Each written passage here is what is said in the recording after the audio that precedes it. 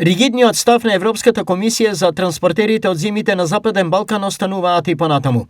Ова значи дека правилото 90-180 е активно, а транспортните компании повторно се шокирани.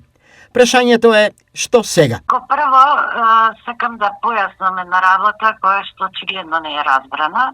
Значи, со протестите се доби можноста професионалните возачи да се дефинираат како лица кои вршат дејност, а не се туристи, не се посетители, не се мигранти, и тоа се направи со измена во стратегијата за визна либерализација.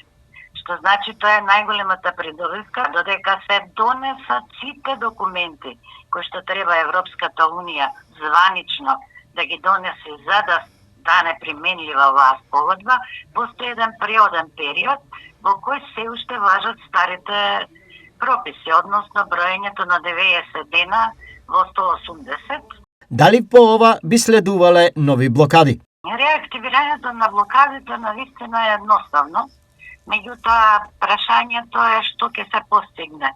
Дали ќе се нанесе штета на целото стопанство на државата и дали Европската Унија ќе го рачуна тоа како позитивен или негативен чекор. Што значи дека доколку продолжат и понатака да ги бројат деновите, ние не мора да правиме блокади, ќе застанеме, затоа што ќе немаме возачи.